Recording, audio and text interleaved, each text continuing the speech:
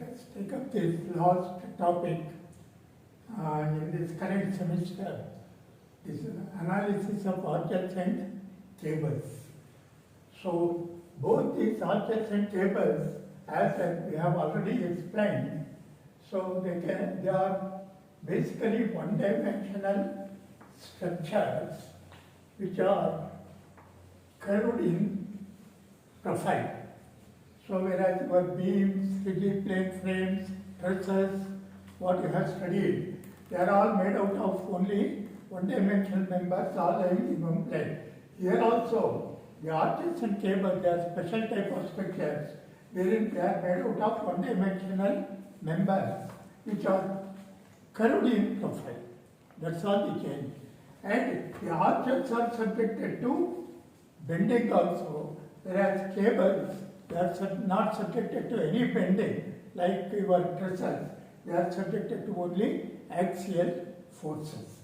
So, the definition of adjacent cables are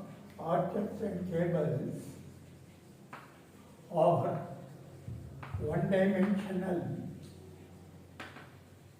structures. They are one-dimensional planar structures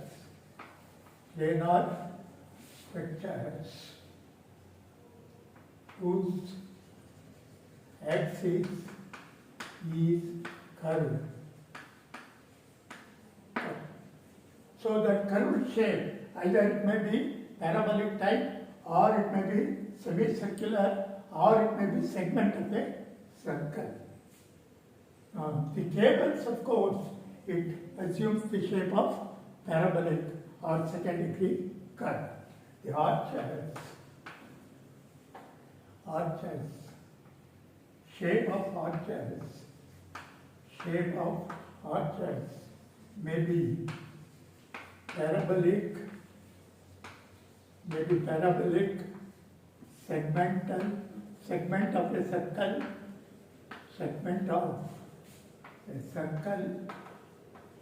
or it may be semicircular,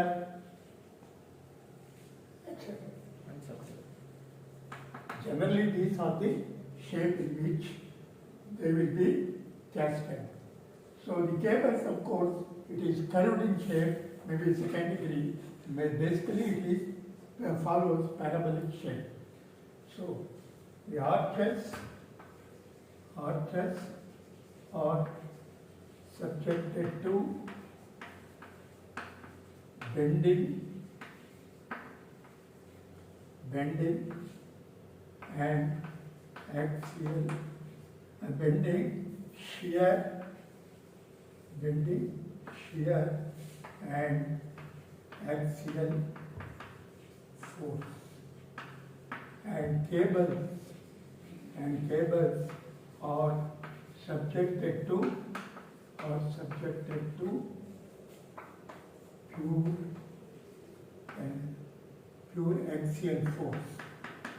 pure axial force due to vertical loads. They are mainly subjected to gravity loads, and because of these gravity loads, they are subjected to bending the arches, and the cables, they are subjected to only the axial force.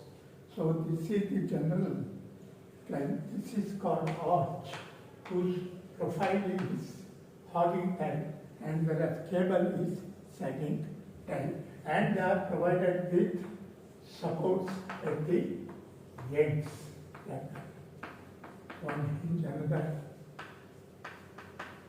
roller or hinge, whatever it is, right? So we have in our syllabus only the analysis of determinate structure.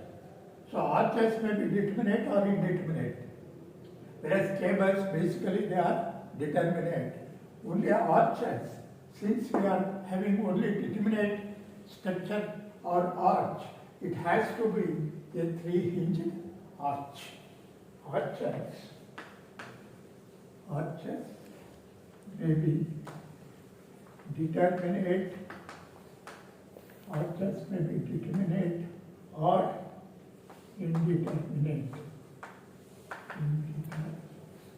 Indeterminate. Generally, arches are provided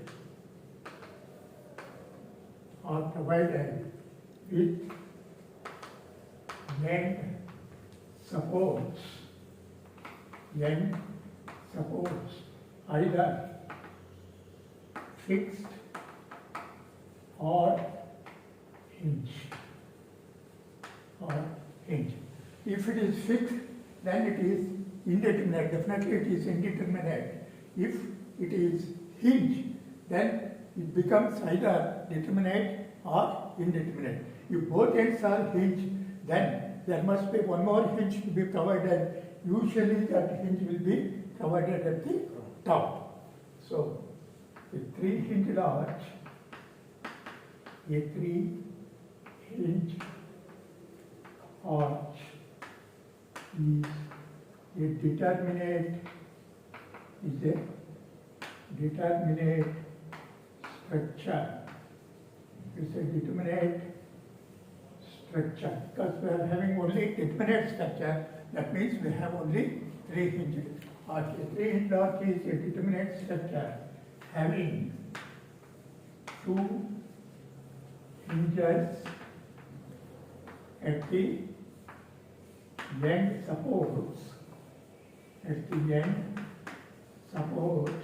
and one hinge at apex point or topmost point. That's the vertex usually.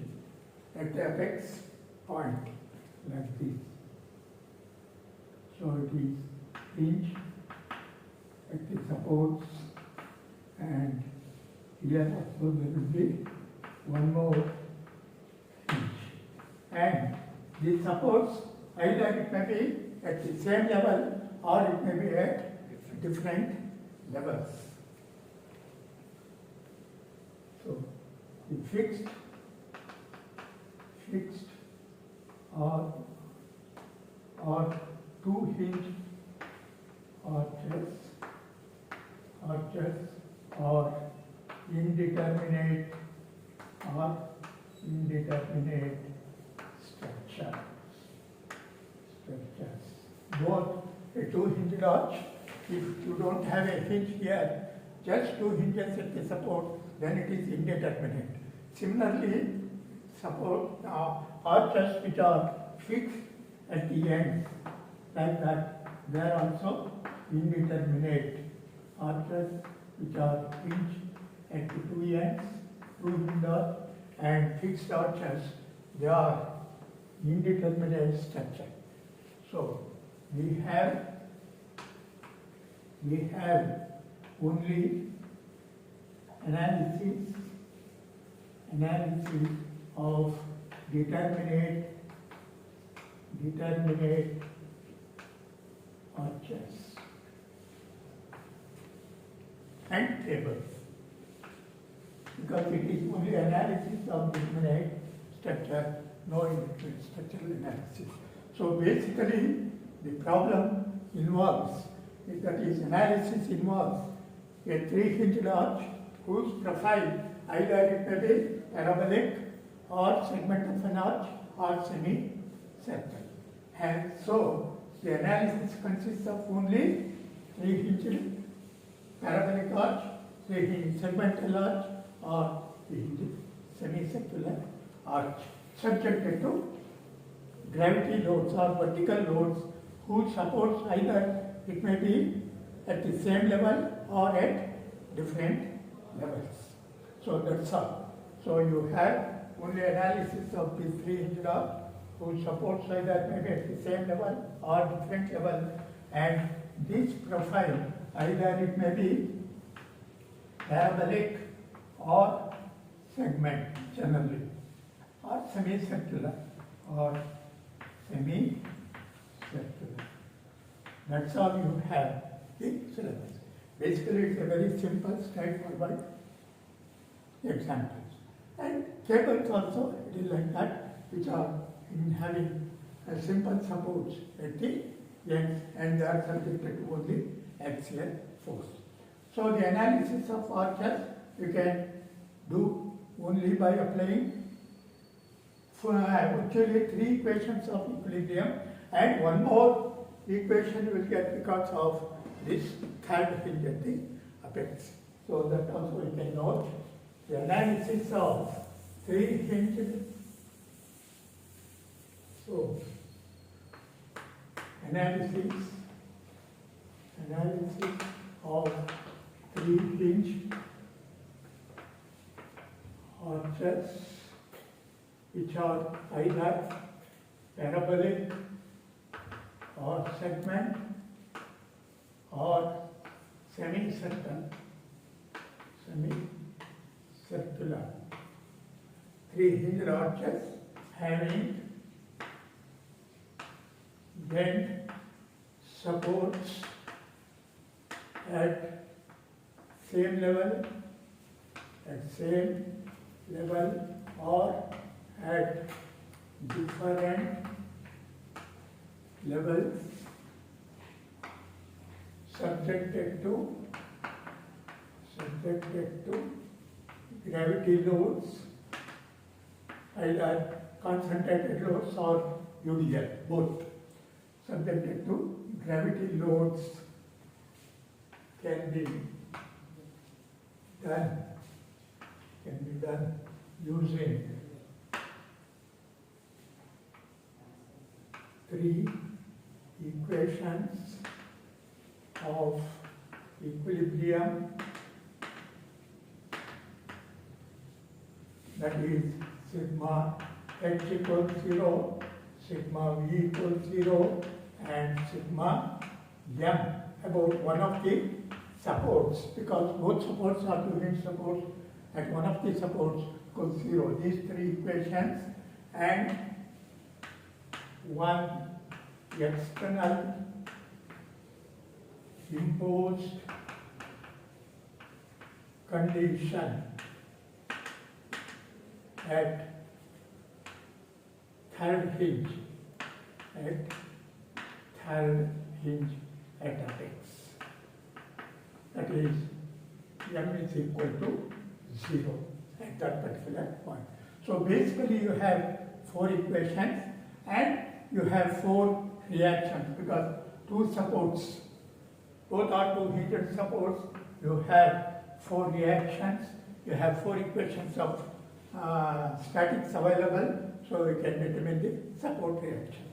And again, at any point, they are subjected to either bending or shear, and axial force. 3 unknowns will be there at any point in the form of bending, direct normal thrust, and radial shear. So 3 unknowns, and along with the bending moment, that 3 you can determine by applying the 3 equations of equilibrium. So basically all the unknowns, the internal forces as well as external support reactions, you can evaluate. So that is the simple procedure for the analysis of arch. Only the equations of equilibrium, nothing other than that. So the variable involved, supports at same level or at different levels, and loading. Either it may be UDL or concentrated load or combination of this. Except this, there is nothing here. Straight away we will take up the problems. So first we will take up analysis of parabolic arches, then we will do one segmental arch, at same level or at different level. So that completes the arch analysis. That's all you have in that. Now straight away we will take up the problems. So basically what are the things to be determined in the arch means support